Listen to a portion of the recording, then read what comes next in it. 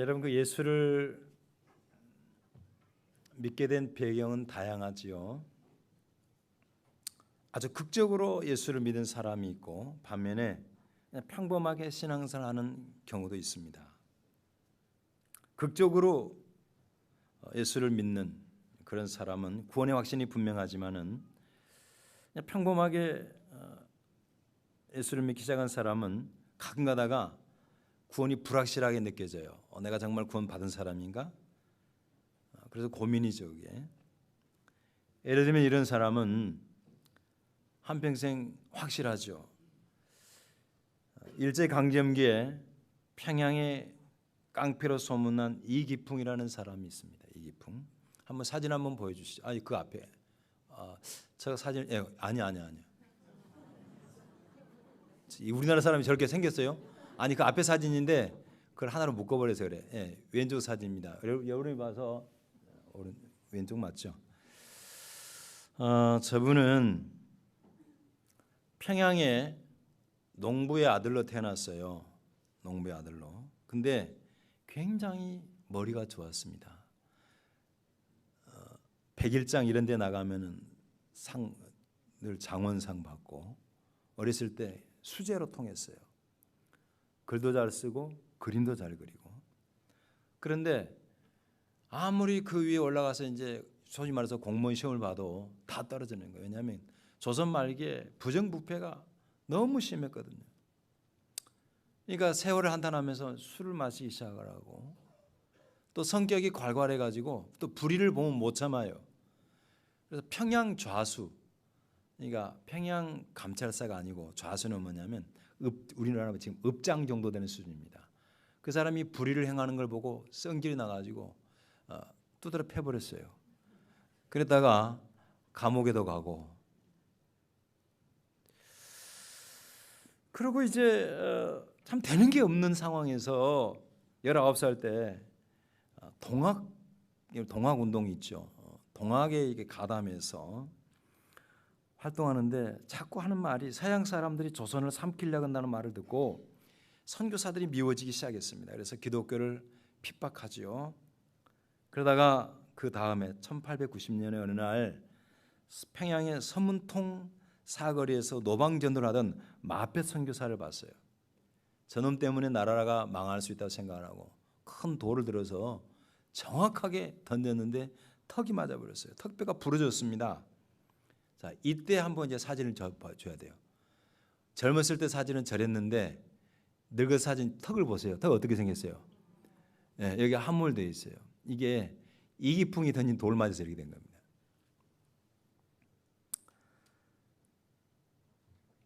그 다음에 이제 청일전쟁이 벌어져서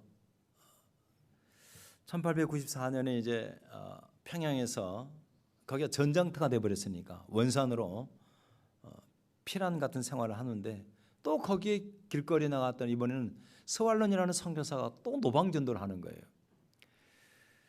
근데 보고 갑자기 자기가 몇 년 전에 4년 전에 그 돌 던졌던 그 사람이 생각이 나는 거예요. 그래서 심란한 가운데 밤에 겨우 와서 이제 잠을 자는데 갑자기 음성이 들린 겁니다. 기풍아 기풍아 왜 나를 핍박하느냐? 너는 나의 복음을 증언할 사람이다. 이 소리를 듣고 깜짝 놀라서 그 자리에서 일어나가지고 고백을 하고 잘못했다 그러고 회개하고 그 복음을 전했던 스왈론 선교사를 찾아가서 세례를 받아요. 그리고 곧바로 평양으로 돌아가서 이기풍 선교사한테 무릎을 꿇고 앞에서 이제 마페 선교사예요. 마페 제가 다른 사람 이야기했어요? 마페댁에 들어가가지고 그 사건에 대해서 지난날 용서를 구합니다. 그래서 마페 선교사 사무엘 마페시죠. 이 사람에 대해서 여러분 올해인가 작년에 KBS에서 다큐로 제작을 해가지고 한국을 얼마나 사랑했는지 마지막에 어떻게 한국을 떠났는지가 쭉 나옵니다. 한번 보시기 바랍니다. 한국 그 독립운동에 혁혁한 공을 세운 사람이죠. 아무튼 이분의 권유로 이제 매서 성경을 판매를 하기도 하고 초대교회 그랬어요. 그 다음에 전도하고 그 다음에 조사, 지금은 전도사 생활도 하고 그 다음에 이제 평양신학교가 마치 그때 처음으로 이제 문을 여는데 1회 입학을 해요. 그렇게 해서 졸업생이 됩니다. 1907년에 한국 최초의 그래서 7명의 목사가 되는데 그 중에 한 명이죠. 그 다음에 이제 이때 이분이 목사가 된 다음에 교단에서 무슨 결정을 내리는가 하면은 당시에 독노회였습니다. 노회가 하나밖에 없어서 독노회인데 교단이에요. 그게 장로교단. 거기서 제주도로 선교사를 보내기로 이 사람을 정해요. 자원하죠. 당시에는 제주도가 문화가 완전히 달라서 거의 선교사 수준이니까. 그래서 이제 가다가 인천에서 제물포에서 배를 타고 출발해서 가는데 그때가 겨울철이었어요. 이게 풍랑이 세서 목포에다가 자기 부인하고 그 아까 아들 있잖아요. 그 내려놓고 홀몸으로 이제 제주도를 갑니다. 근데 가다가 도중에 풍랑을 만나가지고 배가 파선해버렸어요. 배가 깨져버렸어요. 바다 위에서. 딱 한 사람이 살았어요. 한 사람. 다 죽고. 누가 살았겠어요? 당연하지. 너무 머리가 좋네. 이기풍 목사 혼자 살았어요. 그래가지고 추자도에 거기에 이제 표류해가지고 거기서 겨우 살아남아가지고 다시 제주도로 들어가는데 여기서 뭐 그 사람 이야기는 다 할 수 없고 가서 죽을 고생을 하면서 이제 가서 뭐 사역을 하죠. 섬기고 그 다음에 귀신 쫓아내고 병 고치고 그때는 하나님이 그 길 방법밖에 없으니까 역사하시기 시작해요. 그래서 거기서 13년 동안 제가 알기로 세계 교회를 세우고 우상 미신 덩어리잖아요. 지금도 제주도는 복음화율이 전국에서 꼴찌입니다. 꼴찌. 아주 안 좋아요. 그 다음에 다섯 개의 기도처를 만들고 그 다음에 그분이 나온 다음에 제주도의 교회가 30개가 세워져요. 그 복음을 씨앗을 뿌렸던 곳에 좀 지나서 거기에 노예가 형성이 됩니다. 그리고 이제 교회를 어느 정도 세워놓고 그분이 이제 육지로 나와서 광주에서 사역하고 그 다음에 순천에서도 사역하고 그래서 순천 중앙교회 가면은 이분 흔적이 있어요. 순천 중앙교회 맞아요. 매산학교 밑에 맞지.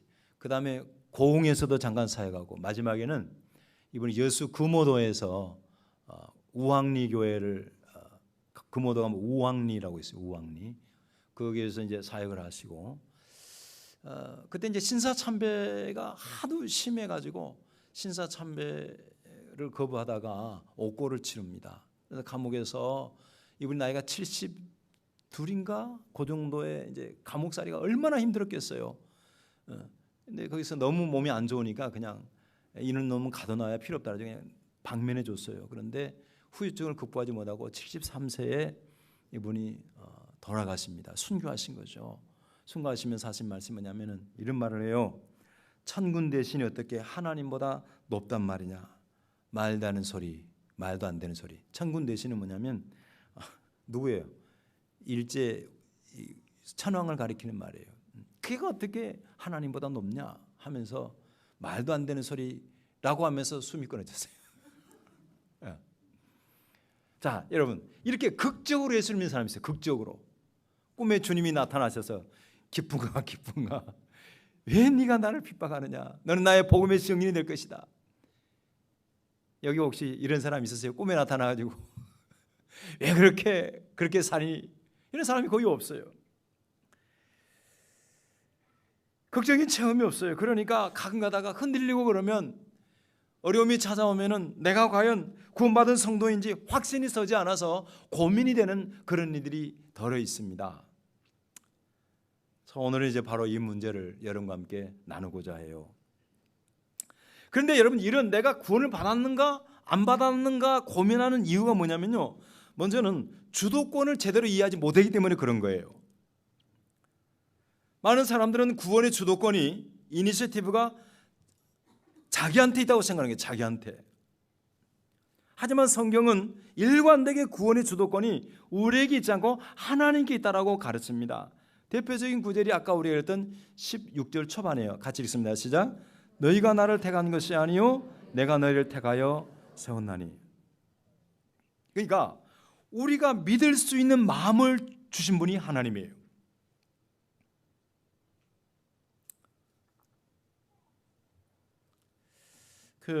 어떤 사람은 이제 아까 이야기한 대로 엄청난 체험을 하고 뭐 환상을 보고 병이 낫고 음성을 들을 수 있는데 그런 사람은 쉽게 이야기할 수 있어요.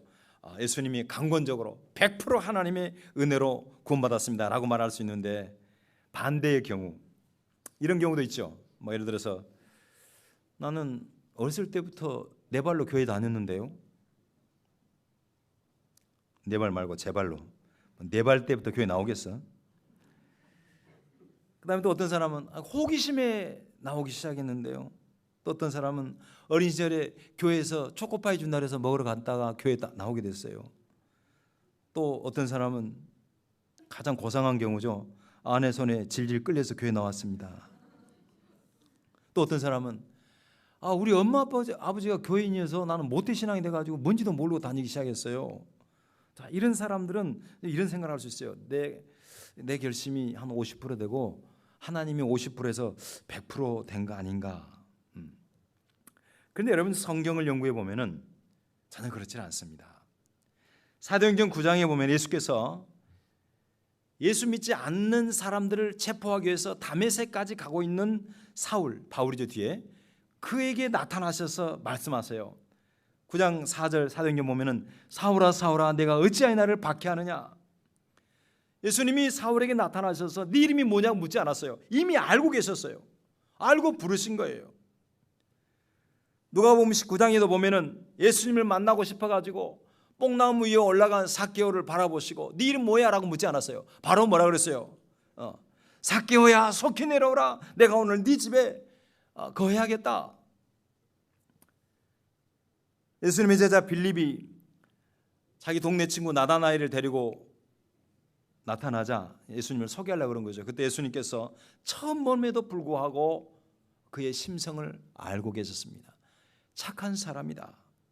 칭찬하셨어요. 또 고린도에서 복음을 전하다가 너무너무 어려움이 커요. 바울이 복음을 전하는데 사람들, 유대인들이 돌로 치고 뭐 말도 자기 전도한 사람을 갖다가 막 때리고, 그러니까 바울이 얼마나 마음이 힘들어요. 그래서 보따리 쌀고 가려고 그래서, 왜 다른 지역에서는 이 정도 박해가 오면은 떴거든요. 그 떨라고 할 때 주님이 나타나셔서 하신 말씀이 이 말씀이에요. 18장 9절 10절에 보면 두려워하지 말며 침묵하지 말고 말하라. 10절 뒤에 시작. 이는 이 성 중에 내 백성이 많음이라. 하나님은 당신이 구원할 백성을 알고 계셨어요. 아직도 네가 구원할 사람이 많다는 거예요. 선후 문맥을 고려해 볼 때 예수님은 당신의 백성을 알고 계시는 것입니다. 이게 바로 목회의 신비예요. 참 신비롭습니다. 어떤 사람 보면은 하나님은 맞춤으로 일하셔요. 맞춤으로. 거기에 맞게 부르셔요. 어떤 케이스는 너무너무 믿음 좋은 남편 될 사람이 좋아가지고 그 남자가 너무 좋아서 따라다니는 케이스도 있고, 또 어떤 사람은 전혀 그렇지 않은데 너무너무나 고통 속에서 부러져서 믿는 경우도 있고, 고통 때문에 믿는 경우도 있고, 다양해요. 그래서 우리가 믿음으로 구원받는다고 말하지만 실제적으로 깊이 들어가면 하나님이 부르신 거예요. 은혜로 구원받는 것입니다. 믿을 수 있도록 은혜를 주신 거예요.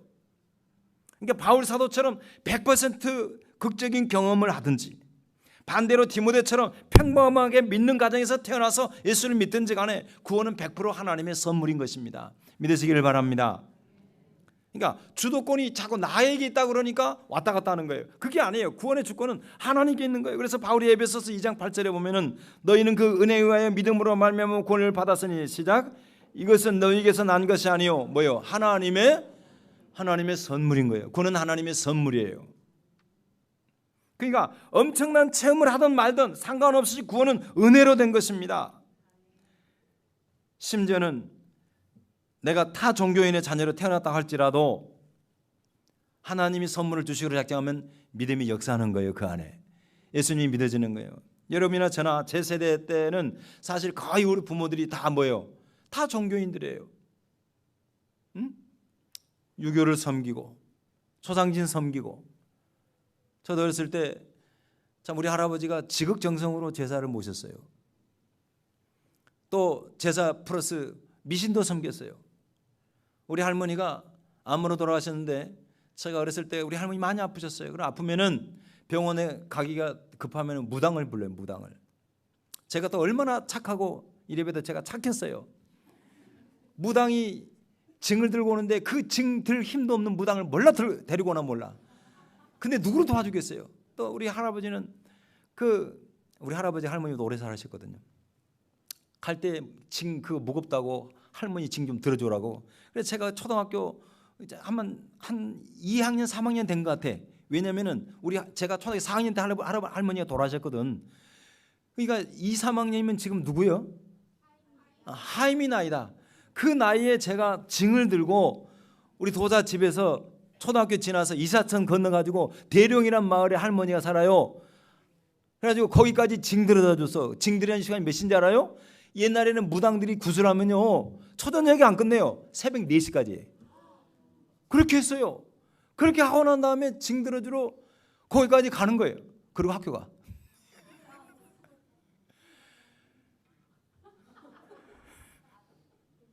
그래가지고 제가 물어봤잖아요. 하는 길에 할머니한테 물어봤어요. 할머니, 그 신이 어디 있어요? 궁금한 거예요.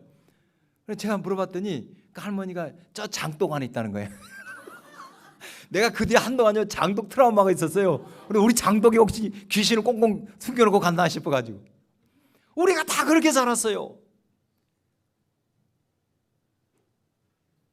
하지만은 또 저 다 아시죠? 저 이름을 누가 지었냐면 스님이 지어줬어. 스님이. 어렸을 때 애 태어났는데 얼마나 이제 셋째 아들, 원래는 넷째 하나 죽고 이게 셋째지만 넷째 아들 태어나니까 별로 쳐다보지도 않은 거예요. 이름도 없었어요.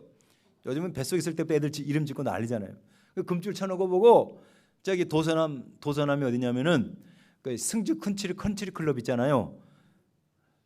골프 오늘 함에 진 사람들 거기 가다 보면 위 쭉 올라가면은 거기에 도서남이 암자가 있는데 그 스님이 그 받으러 온 거 뭐라고 그래? 아니 뭐 받으러 온 거? 시주로 받으러 왔는데 보니까 금줄 쳐줬거든. 이름 있어요 없어요? 없다 그러니까 앉아서 쳐줬어요. 예, 쌀 한 대박 주고. 여러분 아무 상관없어요. 아무 상관없이 하나님이 구원은 뭘로 줘요? 선물로 주시고 주도권 누구에게? 하나님께 있는 거예요. 그러니까 내가 좌우하는 게 아니에요. 하나님이 작정하신 거 하나님이 이루신 것을 믿으시기를 바랍니다. 그러니까 선택의 순서의 문제죠. 순서의 문제. 우리가 그분을 먼저 선택한 것이 아니라 그분이 먼저 우리를 선택해 주셨기 때문에 흔들릴 수가 없는 거예요. 여러분 누가 주도권을 지느냐는 굉장히 중요합니다. 누가 주도권을 지느냐. 개인적으로 여러분 저는 제가 먼저 아내를 선택을 했습니다. 꿈에 보고 하나님이 보여주셔서 만난 지 2번째인가 3번째인가 그것도 뭐 둘이 데이트를 한 것도 아니고 앉혀놓고 꿈 이야기를 했어요. 보니 당신이 내 마누라입니다. 결혼합시다 그랬더니 막 해가지고 가버렸어요. 아무튼 그렇게 해서 제가 선택해서 사귀기 시작했고 결혼하게 됐습니다. 근데 오늘날 상황이 이렇게 역전될 줄은 몰랐어요. 36년이 지나고 나니까 내가 선택을 했는데 왜 요즘은 내가 선택당한 사람처럼 살고 있는지 모르겠습니다. 근데 혹자는 이런 질문을 할 수 있어요. 제가 제 아내를 선택을 했는데 결혼합시다. 그런데 제 아내는 뭐예요? 오케이 할 수도 있고 안 할 수도 있어요. 요즘 젊은이들은 쿨해요. 옛날에는 옷깃만 스쳐도 인연이라고 손잡으면 결혼했어야 되는데 요즘 그런 거 없어. 아니면 아는 거예요. 그러니까 나는 선택해도 저쪽에서 거부하면 안 되는 것이 아닌가? 남녀 관계에서는 맞아요. 나와 그 사람이 평등한 관계일 때는 그 말이 맞아요. 하지만은 한쪽이 완전히 선택할 수 없는 상황이라면 이야기가 달라지는 것입니다. 예를 들어서 여러분 그 미국 그 노예 시대 있잖아요. 초기에 노예가 해방되기 전에 흑인 노예들이 가득한 노예 시장, 슬레이브 마켓이라고 그러는데 그 노예 시장에 아주 힘없고 나약한 노예가 하나 서 있다고 칩시다. 예를 들어서 근데 어떤 아주 유덕한 사람이 돈도 많고 마음 좋은 사람이 지나가다가 그 노예가 너무 가여워 보여서 돈을 주고 주인에게 돈을 주고 사서 노예 문서 불태워버리고 자유증명서를 주면서 너는 이제부터 자유다라고 선언해 줬어요. 그때 노예가 내가 자유롭게 된 것은 당신의 은혜가 50%고 내가 그걸 받아들인 거 50%가 돼서 완성된 것입니다 라고 말할 수 있어요, 없어요? 없는 거예요. 그때는 뭐예요? 오직 100% 당신 때문에 내가 자유게 됐다라고 말할 수밖에 없는 거죠. 우리가 하나님의 선택과 인간의 자유지, 이 인간의 선택에서 헷갈리는 이유가 바로 이거예요. 하나님과 내가 동등하다고 생각하니까 그런 착각을 하는 것입니다. 하나님과 우리의 관계는 절대 그런 관계가 아니에요. 하나님이 먼저 우리를 선택해 주시지 않으면 우리는 감히 그분을 뭐예요? 바라볼 수도 없고 택할 수도 없는 그런 비참한 존재였어요. 찬송가 90장에 보면은 이 찬송이 있습니다. 여러분 아시죠? 주 예수 내가 알기 전 날 먼저 사랑했네. 내가 주님 알기 전에 먼저 주님 나를 사랑했었어요. 그 크신 사랑 나타나 내 영혼 거듭났네. 그 사랑이 먼저 나타나서 내가 뭐예요? 본어게인 한 거예요. 거듭나게 된 거예요. 주 내 맘에 늘 계시고 나 주의 안에 있어. 저 포도비유 같으니 참 좋은 나의 친구. 주님이 먼저 사랑해 주셨습니다. 먼저 주님이 나를 택해 주셨어요. 그래서 바울 사도가 말합니다. 로마서 5장 8절에 우리가 아직 언제? 죄인 되었을 때에 그리스도께서 우리를 위하여 죽으심으로 하나님께서 우리에 대한 자기의 사랑을 확증하셨느니라. 죄인 되었다라는 말은 우리가 죄에 물들어 있다는 뜻입니다. 물들어 있었어요. 마치 옷감에다가 염색 하면은 깊숙이 물이 배듯이 우리가 죄에 적셔 살았어요. 우리가 스스로 예수를 선택할 수 있는 능력이 없었어요. 오히려 죄가 좋은 줄 알고 살았어요. 하지만 주님이 찾아오신 것이죠. 그래서 너희가 나를 택한 것이 아니오 내가 너희를 택했다라고 주님이 말씀하신 것입니다. 성경을 보면은 어느 한 번도 이 순서가 바뀌질 않아요. 모든 구원에 관한 한은 하나님 먼저 우리를 찾아오셔서 선택하시고 찾아오시고 우리를 구원하십니다. 속으로 그럴 거예요. 에이, 이 지구상에 수십억 명이 살고 있는데 어떻게 60억 분의 1인 나 한 사람을 정말 알까? 내 모든 걸 알까? 근데 그것은 착각이에요. 여러분, 불과 30년 전만 하더라도 사람들은 1대1밖에 커뮤니케이션이 안 됐습니다. 무슨 말? 멀리 떨어져 있으면은 전화해야 돼, 전화. 그렇죠? 좀 발달해도 겨우 문자 정도 주고받았어요, 문자. 오늘날에는요, 1대 다수의 커뮤니케이션이 가능해졌습니다. 예를 들면은 여러분 그 팔로워 있잖아요. 소셜 미디어에서 팔로워가 가장 많은 사람이 누구예요? 우리 지구상에서 팔로워가 가장 많은 사람이 누구예요? 크리스티아노 호날두예요. 호날두는 팔로워가 10억 명을 넘었어요. 호날두 아침에 일어나서 굿모닝 그러면 10억 명이 동시에 볼 수 있는 거예요. 지구 반대편에 있든 상관없어요. 그런데 전능하신 하나님 앞에서는 그런 의사소통의 방법은 유치원 수준입니다. 유치원 수준. 초보적인 거예요. 하나님은 그 순간에 그러니까 주고받는 SNS 할 시간뿐만 아니라 우리의 모든 시간 동안 100억이 아니라 9천억 그 이상의 사람과도 동시에 개인적으로 만날 수 있습니다. 그만큼 주님 우리를 모두를 아셔요. 믿으시기를 바랍니다. 그래서 바울 사도가 구원에 관한 예수님의 주도권을 이렇게 표현해요. 데살로니가후서 2장 13절 같이 읽습니다. 시작.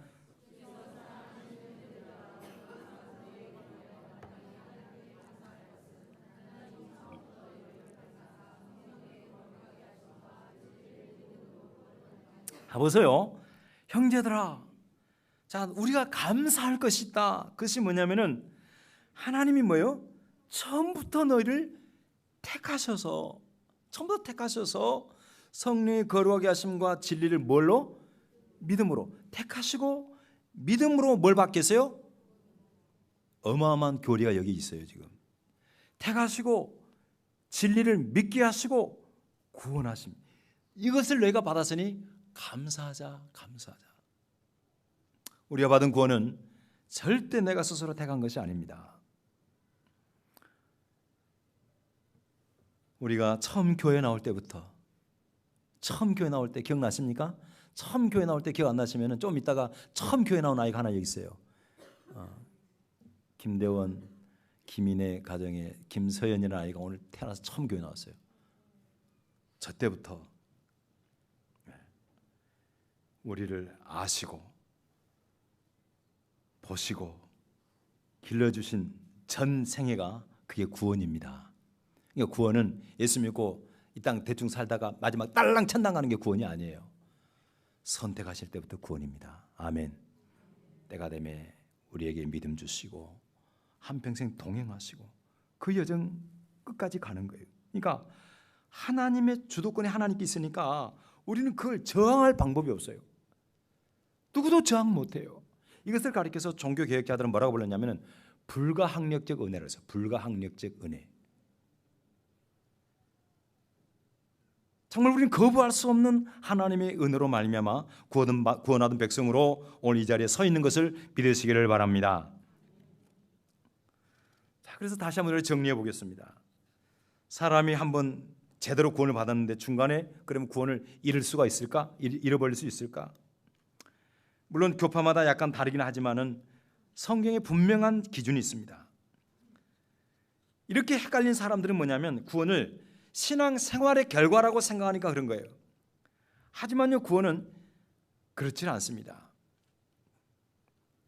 구원의 본질은 어떤 혜택을 약속받는 게 아니에요. 그냥 하나님과 새로운 관계에 들어가는 것입니다. 예수를 믿어서 하나님의 자녀가 된 거예요. 자녀라고 하는 것은 절대 관계가 변할 수가 없는 것입니다. 그렇잖아요? 왜?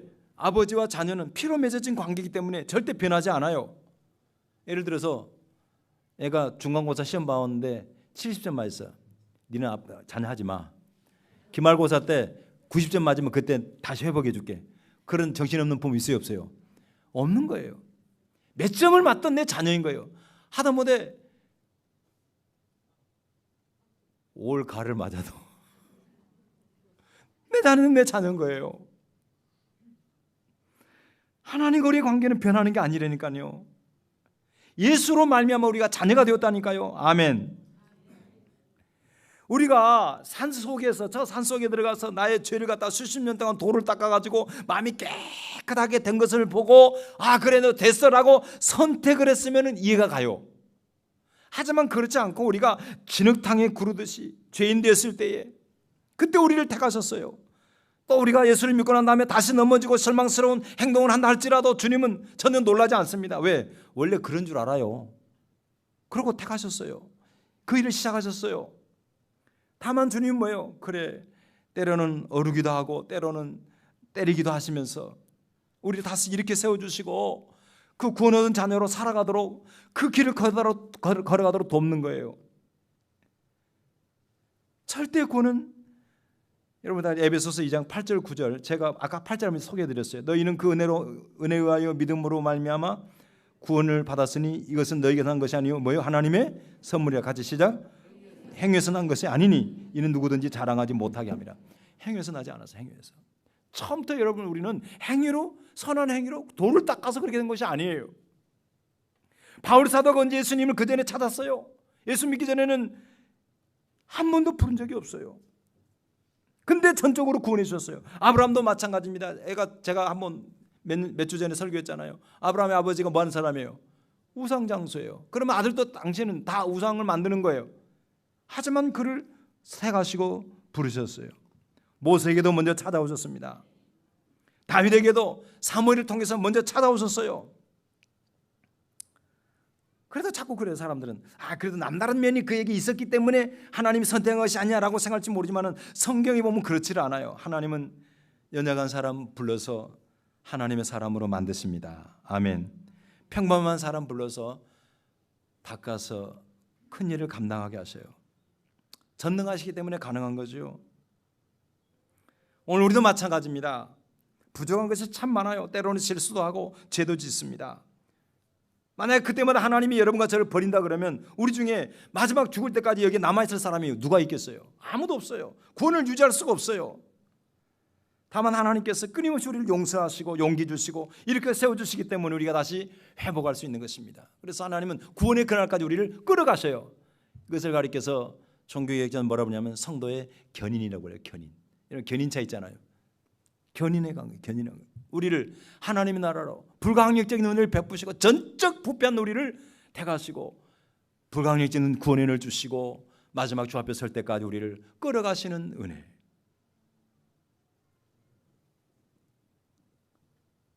여기서 우리가 조심할 것이 하나 있습니다. 그것이 뭐냐면 구원이 100% 하나님의 은혜로 된 것이라 그러면 일단 구원받은 다음에는 마음대로 살아도 되는 것이 아닌가라고 생각할 수 있지만은 이것은 두 가지 오해 때문에 생기는 것입니다. 첫째는 뭐냐면은 첫째는 구원 자체가 하나님과 계속적인 관계를 유지하는 거예요. 그러니까 구원 받았다고 해서 어디 그냥 하나님 없이 사는 게 아니에요. 진짜 구원 받으면 그 관계가 계속 가는 거예요. 그리고 두 번째로 구원 받은 사람은 그때부터 그 안에 성령님이 임하십니다. 그래서 성령이 임하기 때문에 성령은 거룩한 영이잖아요. 그렇기 때문에 그 인도를 받으면서 그전에는 죄라고 여겨지지 않은 것이 죄로 느껴지기 시작합니다. 거룩함에 대한 소원이 움트기 시작을 해요. 부족해서 넘어질 때도 있지만은 계속해서 나를 권면하시는 성령의 음성을 듣게 되는 것입니다. 그래서 성령님은 우리 안에 거하시면서 구원받은 자에게는 잘못하면 꾸짖으셔요. 책망도 하셔요. 견책도 하십니다. 요한복음 16장 8절에 보니까 그가 와서, 그는 보혜사를 가리킵니다. 그 앞절에 보면 보혜사예요. 그분이 오셔서 죄에 대하여 의에 대하여 심판에 대하여 세상을 책망하십니다. 정말 구원받은 사람은요, 그래서 자기 마음대로 살 수가 없는 거예요. 단지 아무리 도망치고 어쩌게도 포기하지 않고 끝까지 쫓아와가지고 우리를 갖다가 놓지 않으시는 하나님의 은혜가 있을 뿐인 것입니다. 말씀을 정리합니다. 구원 복잡하지 않습니다. 구원은 내가 뭘 해서 얻는 것이 아니고 그냥 예수를 구주로 영접하는 자에게 주시는 하나님의 은혜의 선물입니다. 그리고 그때부터 구원이 시작이 된 거예요. 그래서 아버지를, 하나님을 아버지라고 불러요. 죄를 지었다고 해서 관계가 끊어지는 그런 부모는 없어요. 더 안타까워하지요. 우리를 하나님의 사랑에서 끊을 세력이 없습니다. 우리 인생의 최고의 감사와 기쁨이 뭐냐면은 하나님과 우리의 관계가 영원히 변하지 않고 지속된다는 사실입니다. 빌립보서 1장 6절에 보면은 이런 말씀이 있습니다. 보세요. 시작. 너희 안에서 착한 일을 시작하신 이가 그리스도 예수 안에서 예수의 날까지 이루실 줄을 우리는 확신합니다. 여기서요, 보세요. 너희 안에서 착한 일 있잖아요. 이 착한 일의 앞뒤 문맥을 보세요. 이것은 복음을 믿고 구원받은 걸 말하는 거예요. 착한 일은 휴지 줍는 걸 말한 게 아니에요. 우리 안에 구원을 시작하신 하나님은 뭐예요? 예수의 날까지, 우리가 주님 앞에 서는 날까지 우리의 구원을 완성시켜 가는 거예요. 그것을 믿노라. 우리에게 구원을 시작하신 하나님께서 우리의 실수와 부족함에도 불구하고 하나님 앞에 서는 그날까지 하나님이 선물로 주신 구원을 온전히 이루실 것을 흔들림 없이 믿고 인생 광야길을 소망 가운데 살아가는 우리 모두가 되기를 주의 이름으로 축원합니다. 기도하겠습니다. 우리 이 시간 하나님 앞에 합심으로 한번 기도합니다. 기도하실 때에 혹시 아직 우리 가운데 예수를 믿는다고 하면서도 구원의 관점이 흔들린 분 있으면 이 말씀이 여러분의 삶을 단단히 붙잡아 주시기를 바랍니다. 구원의 주도권이 나에게 있으면은 구원이 사라질 수도 있어요. 그러나 그렇지 않습니다. 처음부터 하나님 우리를 선택하셨어요. 우리가 뭘 잘해서 선택한 것이 아니라 선물로 그걸 주셨습니다. 그리고 전 우리의 택함부터 믿게 된 것과 우리의 신앙 전 여정이 구원입니다. 이 일을 시작하신 하나님이 끝까지 이루실 것입니다. 주여 그 여정에 흔들리지 않고 소망 가운데 거할 수 있도록 우리를 불쌍히 여겨 주옵소서. 통성으로 기도합니다.